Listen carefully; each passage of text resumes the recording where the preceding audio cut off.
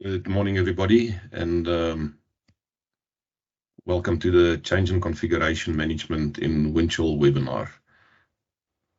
So in Change and Configuration Management, change management impacts the entire life cycle of product development as changes occur from the concept or design phase where new ideas or enhancements is submitted and all the way through up until the support or service phase of a product, where problems is logged to initiate a change to the product for any improvement. So as you can see on this slide, the life cycle is shown at the top. Change management stretches from concept towards the end. Then secondly, it impacts the entire organization. So all the divisions or departments shown on the left, all of them has their own processes that they follow in the product development process, and change management impacts everybody else. So if you are working on a paper-based system, how would you track the changes between the different departments and as well collaborate the required information with the client?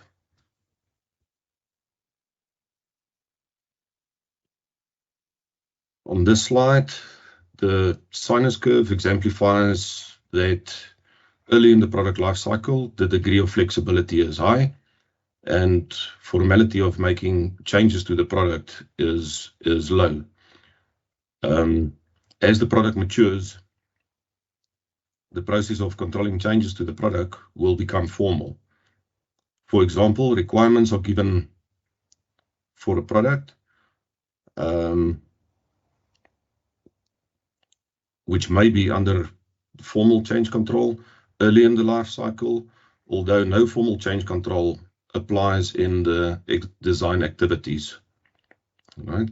As the products are released to manufacture, most companies apply formal change control to any changes to the product configuration, as this information needs to be kept.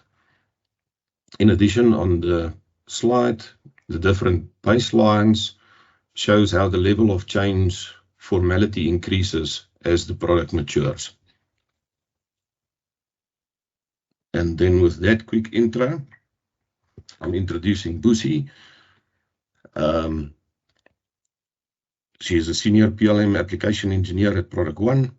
She studied software development and information management, and she's got about 10 years of configuration management experience, and Busi will take you through the change management details and configuration management in Windchill.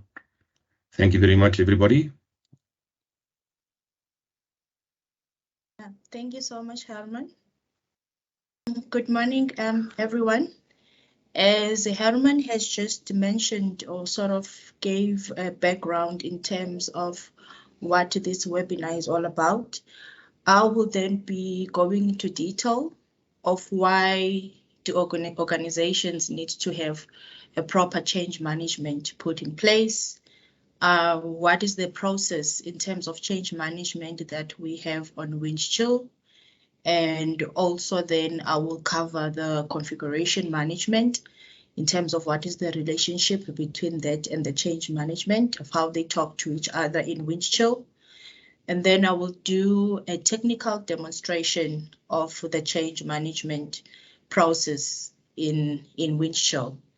And then after that, I will just give a brief overview in terms of what the other application we've got, which is called ThingWorx Navigate, which then I will just play a short minute video to demonstrate that functionality.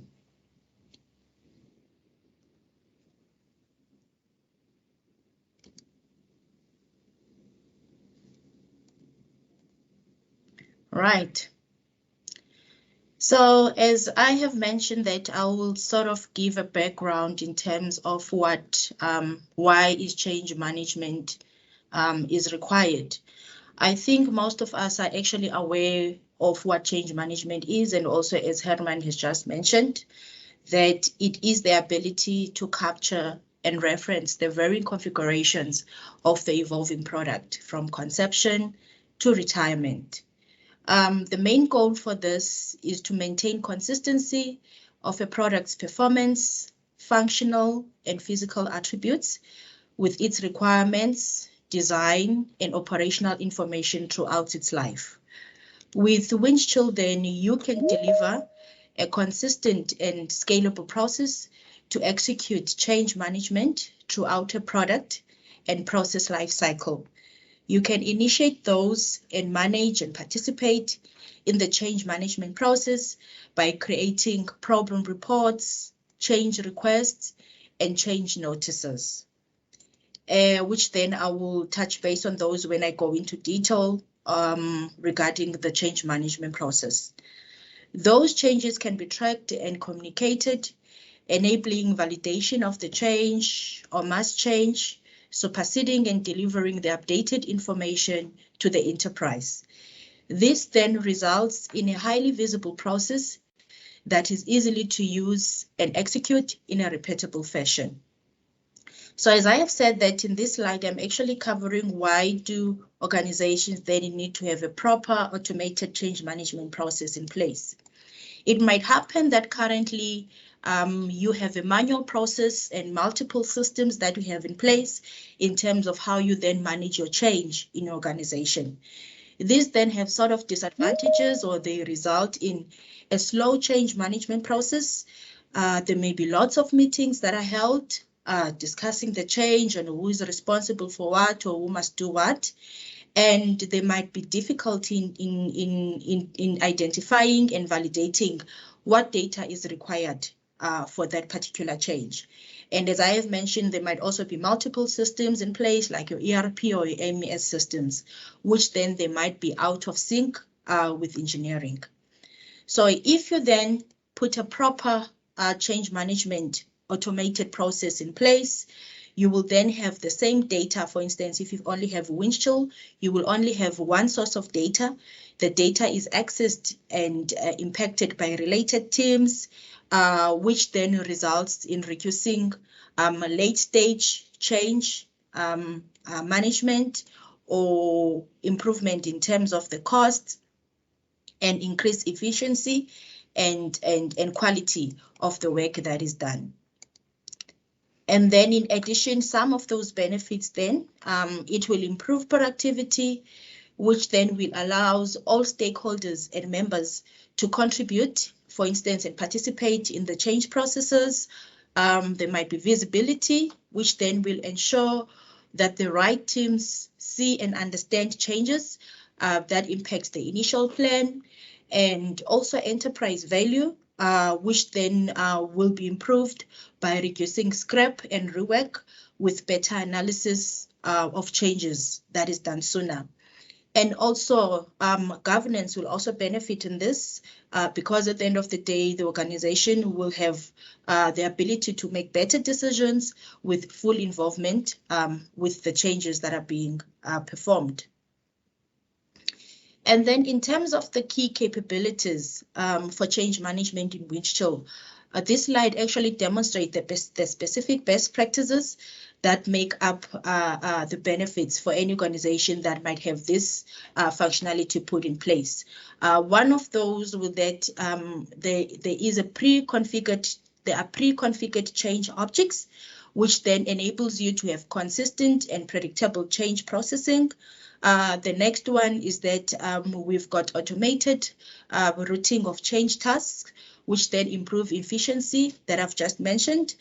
And also you are able to capture electronic signatures and audit trails for traceability of those changes and keeping track of those records for audit purposes. And there is automatic synchronization with manufacturing systems. And also business rules is one of the key change management capabilities in terms of ensuring that processes are followed by the employees in terms of making sure that if you enforce company policies or values, people are able then to follow those business rules. All right. And then in terms of the Windchill change management process overview, we've got an out-of-the-box process that is already configured in the system. There are 3 processes, or what we call change notices, that we can create, which then you can have one that we refer to as being fast track. The fast track has a low impact, is actually used when the change has a low impact and cost and can be processed quickly through the change process. The cost threshold on that option is that it can be processed using the fast track change are typically set by the company policy. And then the next one that we've got is the full track. Those ones are used with a high impact and cost. If, for instance, the change that is being done will have high impact in terms of the cost and requires close analysis and review. The full track changes, they must pass through the change implementation board prior to implementation. And then the last one that we've got is the basic change, which then that one is used for administrative purposes. It does not require any justification and approval throughout the change request process. The basic change notice can also be used to document changes. It can also be used to document changes, I have said, prior to the formal change control process. And also the use of the basic change is typically set by the company policy. So if I continue then in terms of the process on how you actually go up setting this up on Windchill, the first thing that you will create if you're using the out-of-the-box one is the problem report. On the problem report, that is where we basically identify the need for that change, meaning that why do you want to perform that change. The problem report, it enables the product development contributors and external parties to report problems and enhancement on products. Any user with the appropriate permissions, because I think most of us are aware that with a system like Windchill, that is where then it gives the ability to control the access for security purposes, meaning that you give access to the right people, whereby they have to do what they are actually required to do.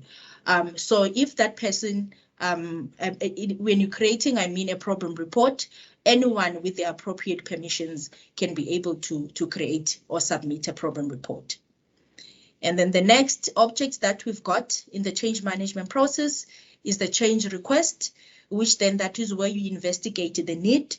When one or more problem reports have been validated and approved, the change team can proceed with an in-depth change investigation. That change investigation is captured in what we call a change request. The goal for this stage is for the product experts to accurately assess the scope of the change, the feasibility and downstream product impact, solution proposals, costs and business justifications, etc. And then the next object that you will then create is what we refer to as the change notice, which then covers the change planning. This step's goal is to plan the detailed implementation of the change, including the schedule, the work task, meaning that who will be doing what, for instance, if there will be any design changes, etc. And also who are the resources that are required to perform that particular change. As I have said, the change planning is then captured in the change notice. And then the last thing that we've got then is the change implementation, which then upon arrival of those tasks that will be assigned via the change notice, all the people that are required to perform those tasks will automatically then receive those tasks in their inboxes on Windchill as any other workflow task. And then after that, then after they perform those tasks, those change tasks then will be closed via when the user then they review and audit those change notices or change implementation. And then after that, they will close out the change request, and then the problem report will be closed. And as I have mentioned that the process I've just shown in terms of creating change or doing change management in Windchill is an out-of-the-box process. You do have, as an organization who can use this functionality, you do have the flexibility of creating or using that process in a way that actually works for you, meaning that then you can configure that, for instance, you don't have to start by creating a problem report. You can go straight by creating a change request or creating a change notice. Right. And then, as I have mentioned, that then I will be covering the change management together with configuration management, because basically I think most of us, they are aware that in terms of product development, these two concepts, they actually talk to each other. The configuration and change management are fundamental to product development. The process of turning market requirements, customer requests, and innovative ideas into marketable products cannot be accomplished without capturing product configuration information and managing the product change.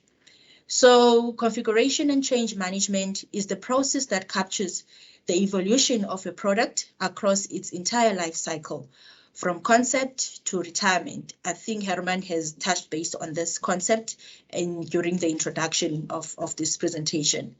The goal mainly is to maintain consistency of a product's performance, functional and physical attributes with its requirements, design and operational information throughout the product's life. A successful Windchill implementation is built on a basic understanding of how its configuration and change management tools are designed to work together to capture and manage your product data. It is also then important to note that although the standard tools for configuration and change management provide a complete product data management system, your company, for instance, has a unique business process requirements that must be fulfilled through the configuration and customization. Now then, Windchill comes in and brings the immense value by enabling the implementation of change and configuration management. It allows the capture of product data from its requirements, the primary and secondary documentation, your parts and assemblies, which then I'm going to touch base and give more detail on that on the next slides, and also the product configuration. Windchill also allows the capture of the evolution of the configuration of product data for change management processes, for instance, for audit and traceability and verification, and also for live states, iterations, and revisions as well. Right.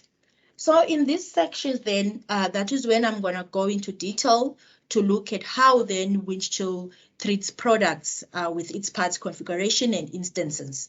We've got what we refer to as part configuration and part instances. With Windchill parts and part structures, a part is actually referred to as a logical database representation of a physical item or embedded software used to build a product. It has a name, a unique number, which then is automatically generated by the system, and also a version. A part, for instance, can include packaging, product manuals, software, electronic and mechanical components, and many other descriptive attributes, such as default unit of measure, your life cycle states, working statuses, or sources, etc. And then another thing we've got is what we refer to as a part structure, which is a dynamic expandable representation of a bill of material, that is your BOM, that captures the content of a product as it evolves over the life cycle. Part structures can be large and complex, containing thousands of parts in a hierarchy of assembles, of which most of us are aware of that. There might be assembles, sub-assemblers, and components that are more than 10 levels deep, for instance. And part structures can also represent an entire family of product variants made from configurable modules. The structure tab that we've got in Windchill, which I will show you when I'm doing the demonstration, it provides the BOM, that is a bill of materials, and details of each part, including its visualization and uses. Then another functionality we've got for configuration management in Windchill is what we refer to as part relationships or usage relationships. The usage relationship describes the connection between a parent part, that is the assembly, which I've just mentioned on the previous slides, and child parts, that is the components or sub-assemblies in a part structure. There are two types of those relationships, of those usage relationships. One is uses, which then connects a specific assembly part version to the common data or part master or child parts. The version to master connection makes it possible for different versions of an assembly part to use different child parts. And then the next relationship we've got is the used by, which then that one works from the opposite direction as the uses relationship. Following the used by relationship from a child part master to parent part version is extremely useful for analyzing the impact of part changes or on products. The where used then, which we find on the used by relationship table, it captures the used by relationship to display all the assembles that use a selected part. This information can help you, for instance, to determine the impact of a design change, which I will show you on the demonstration, to a part on the assembles that uses it. And then another functionality, we've got on Windchill configuration management is what we refer to as baseline. A baseline is a snapshot of an evolving collection of Windchill data objects and their status at a specific point in each time. Each baseline contains a static, that is unchanging, list of objects. Baseline can be established from a part structure with specific filter applied. These filters can include your life cycle state, promotion request, for instance, for release or cancellation, and the ability to add the part structure to a new or existing baseline.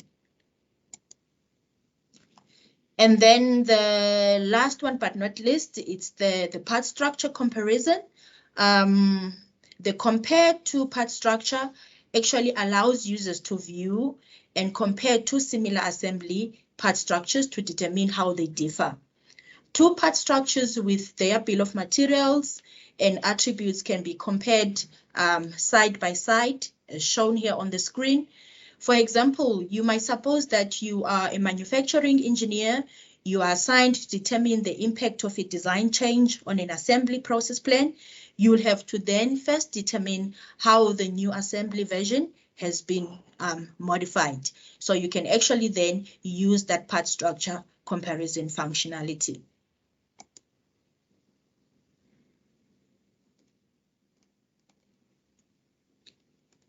Right.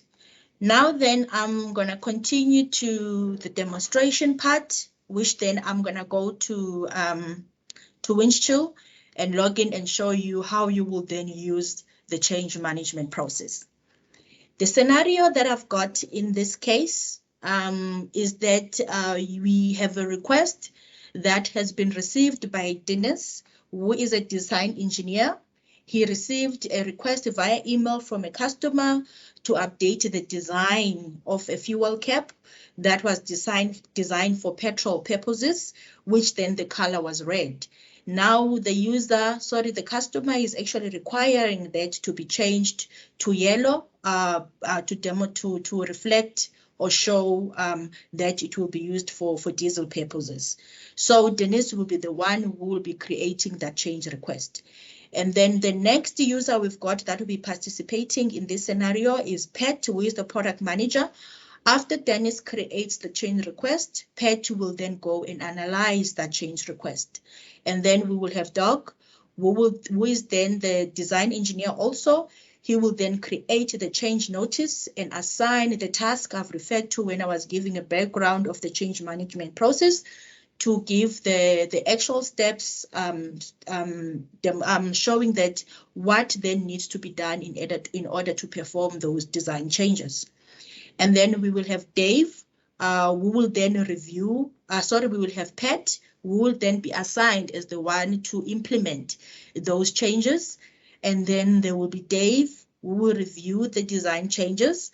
And then we will also have Pat, who will then audit those changes before they are actually implemented. And then after everything is completed, Dennis then, who created the change request in the beginning, will then check or verify to see that if those changes were done correctly as requested. So let me just end this slideshow and go to Windchill.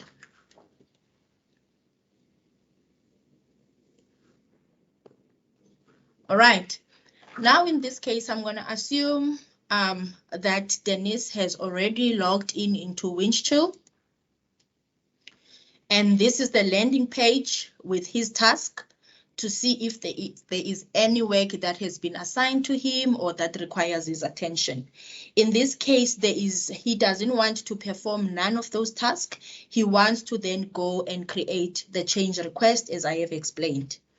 So the functionality is going to use is the recently accessed functionality in Windchill, which then gives the ability to not just go and look for an object from scratch.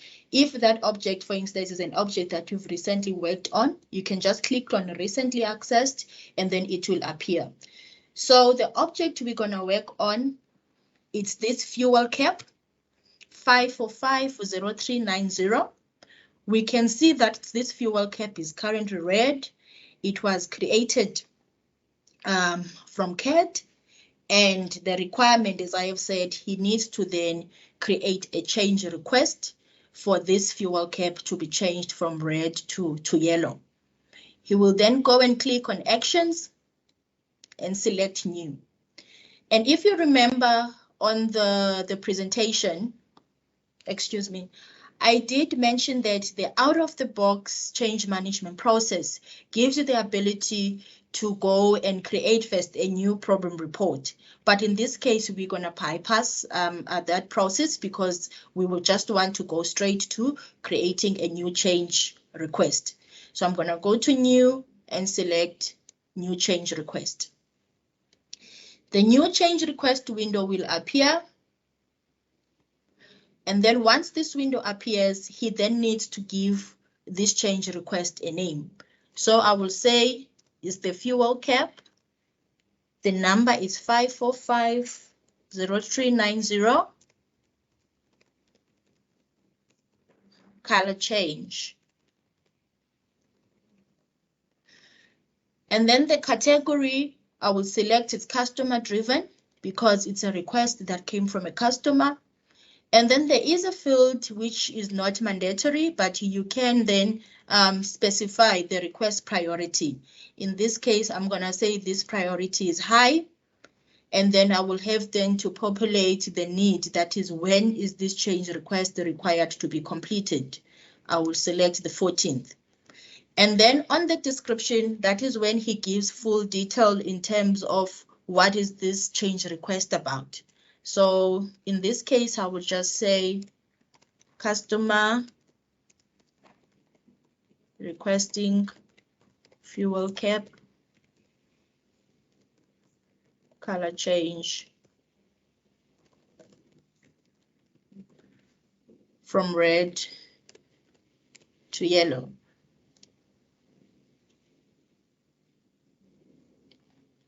And then the proposed solution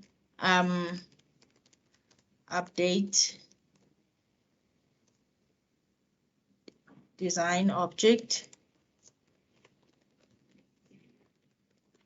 red to yellow.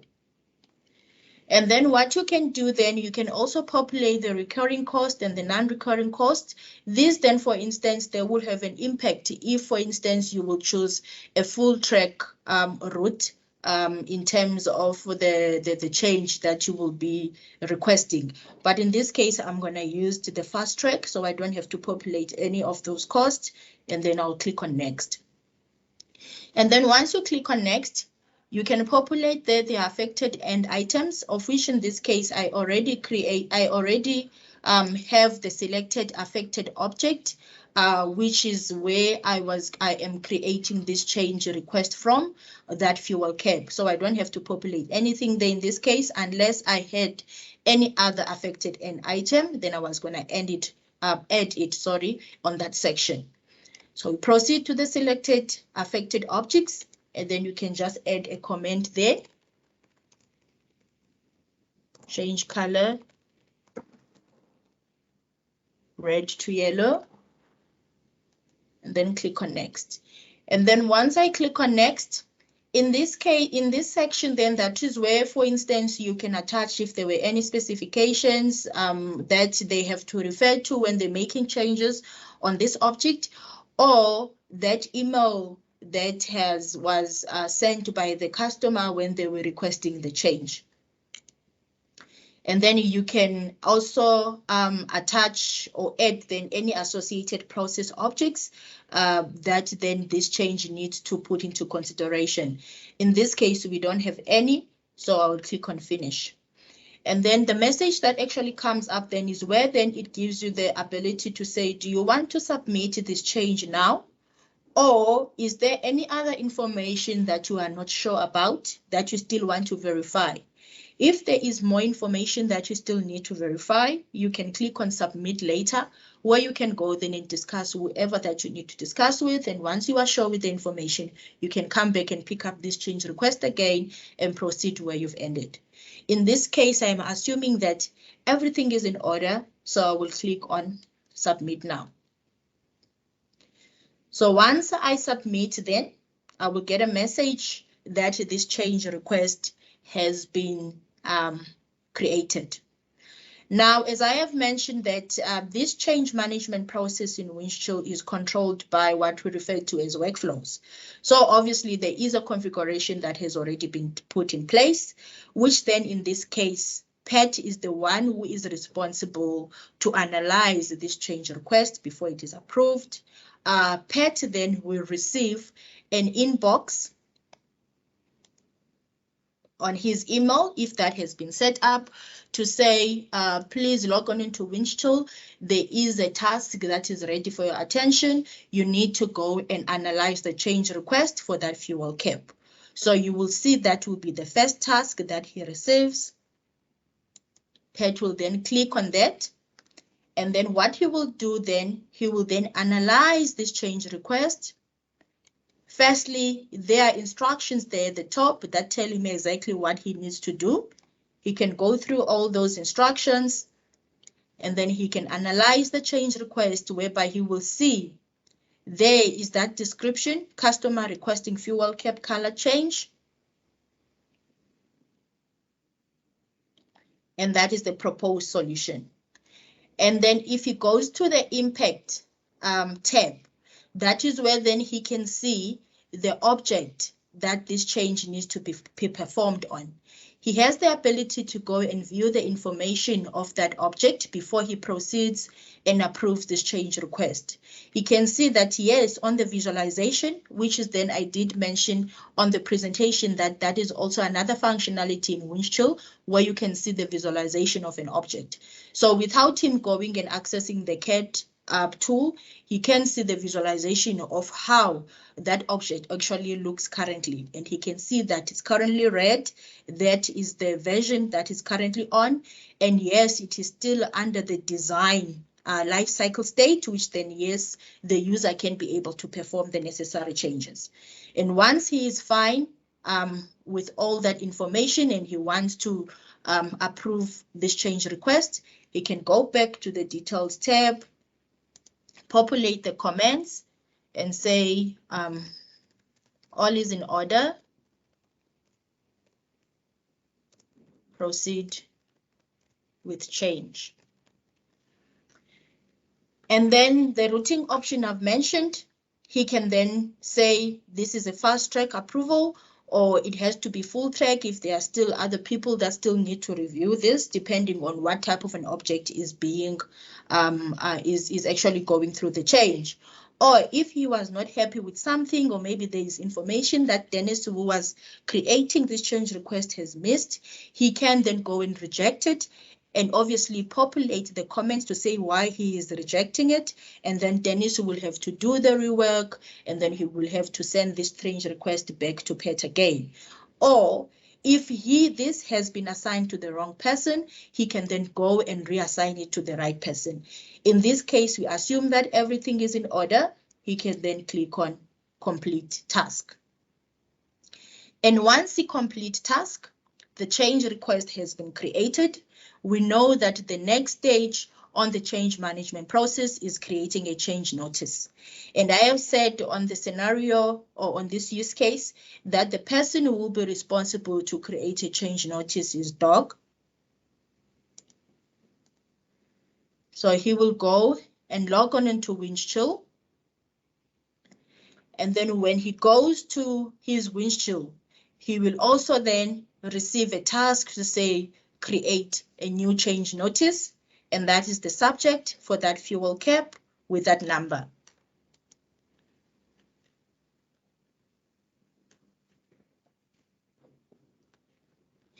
He can then click on that change notice, change request notification for him to create the change notice. He goes through all the details, and he can also see that those are the details for that change request. He can also perform the same actions I've mentioned that Pat performed to make sure that everything is in order. And once he is happy with that, he can then continue and create the change notice. So he goes and creates the change notice. He will have to give it a name.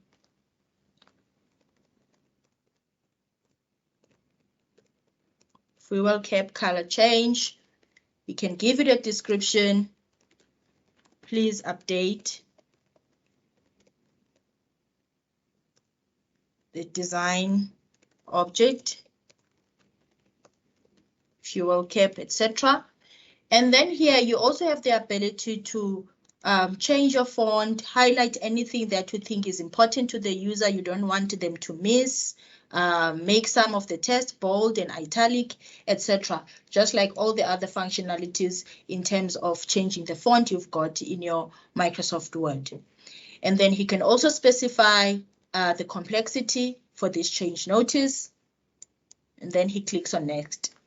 And then once he clicks on next, you will see that then there is an implementation plan. This implementation plan is where I referred to that there will be tasks that need to be created, which then will be sent to the user that is responsible to perform those tasks. In this case, I'm going to create one task, which is to find the design object and update and change the color.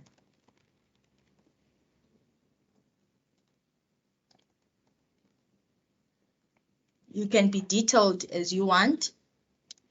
And then in this case, as I have mentioned, that I will have Pat who will perform those design changes, which I will put him as the assignee. And then obviously I will also need a reviewer to review those changes. In this case, I will have Dave. And then I populate the need for when I want this change task to be completed. And once I've done that, I click on next.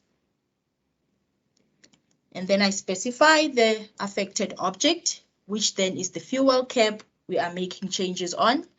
It's 54,50390. I click on search. You will see that the system will show me all other parts that have that number.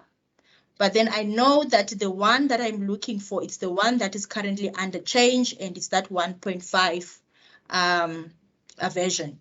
And to see that it's the one that has a pending change, you will see that there is that icon with a red triangle. So I select that and then I click OK. And then the resulting object, in terms of when this change has been done, it's also the same object.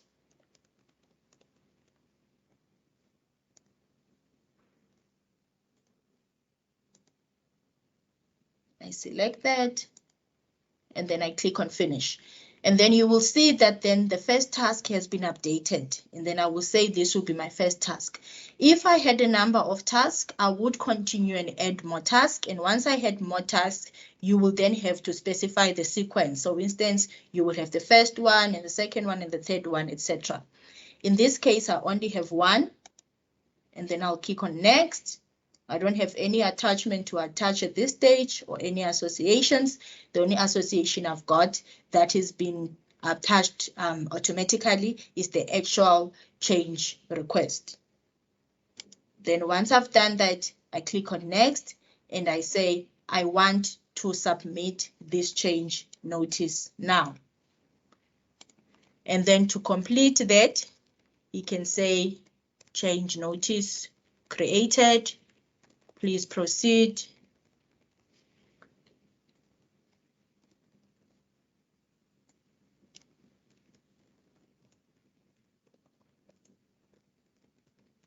With changes. And then he clicks on complete task. And then obviously, the minute he clicks on complete task, we know that the person then will need to perform those changes. Then we're supposed to receive those tasks. We said it will be paid.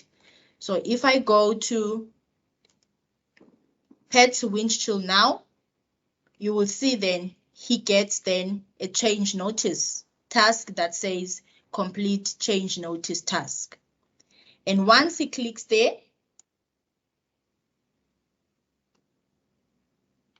you will see that there is the name. It says find design object and change the color.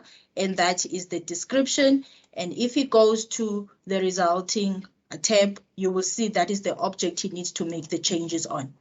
But then we know that these are the design changes and Pet needs to perform these design changes on Creo parametric. So he will log on into Creo parametric. In this case, I'm going to go and access that and open it there. I can then go and say, open this in Creo. Right. And then you can see that then now I can see the actual design of this fuel cap that I need to change that is currently red. So I'll proceed with those design changes by changing the color. And then the minute I try to make those changes, there is a conflict window that I get, which is then telling me that this object is currently not checked out. Because remember in Windchill, you cannot make any changes on an object that you do not check it out your workspace to make those changes. And to also tell the other people that should they want to access it, there is someone who is currently working on that object. So the system is actually telling me that you want to continue with the changes, but we have not checked this out. So I will click on OK to proceed with checking it out. And then you will see that then my color, then the color of that fuel cap then will change from red to yellow. Then once I've done that, I can proceed and check this back in. And then once it is checked back in, I'll assume that I go back to Windchill, log in as Pet again, and then continue to complete that change. Just to make sure that the change has been made for me to proceed with completing the change task, I can just view the information of that object in Windchill. And then I can see that the current one that I have has been changed from version 1.5 to version 1.6, and it's now a yellow fuel cap. So let me just go and complete the change notice quickly. Change is done.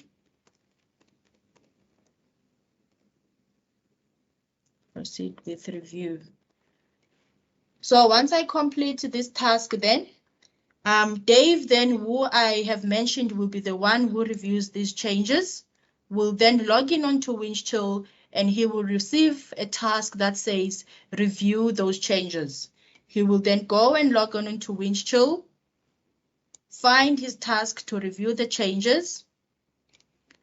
If he goes to the resulting object, he can also view it.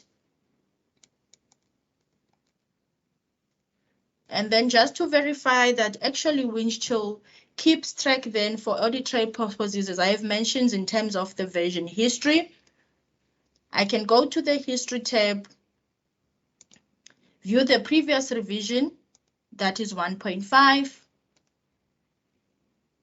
Let me just open this on a new window. Sorry.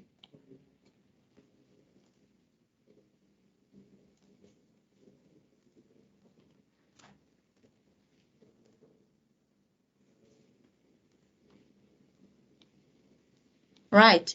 So for him to complete this task, just to make sure everything is in order, he can view side by side the old version that was 1.5 that was red and the one that is currently 1.6 that has been changed to yellow. And then once he is done or happy with everything, he can proceed then and approve this change. And then he can complete the task. Then once it's done that, you can see that the task then disappears from his task window. And if then Dennis, who initially created this change request, he can then go and see that change object. I just want to verify something quickly.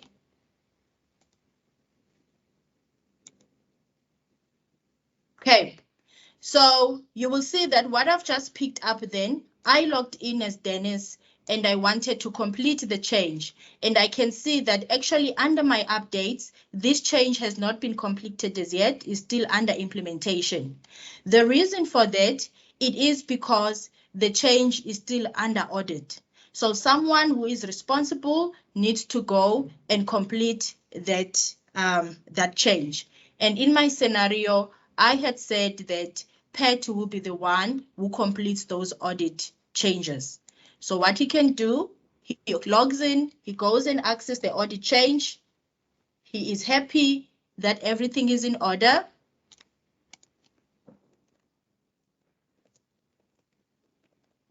And then he completes the work. And then once he is done with that, once Dennis then logs in on the system, you will see that then under his updates, there is that change object that he created. The state of it, it is resolved. If he goes and views that change object, he can access all the history for that change object in terms of who created it, what were the objects that were done, what was the workflow, etc. He will have access to all those details. And then that is it regarding the change management demonstration. What I'm going to do now, I'm going to continue with the ThingWorx Navigate. Let me just go back to my slideshow quickly. So basically in Windchill, the other function application that we have, at PTC, the other functionality that we have or application is what we refer to as ThingWorx Navigate. ThingWorx Navigate is a set of browser-based apps for viewing and contributing to the PLM information. It includes a 3D viewer, model structure viewer with toggles, and the ability to show model annotations in real time. The ThingWorx View app, it allows one to quickly view design files and drawings, measure in 3D, as well as view document and its information. Right, and that is it from my side. I'm now going to hand over to Ross. Thank you so much.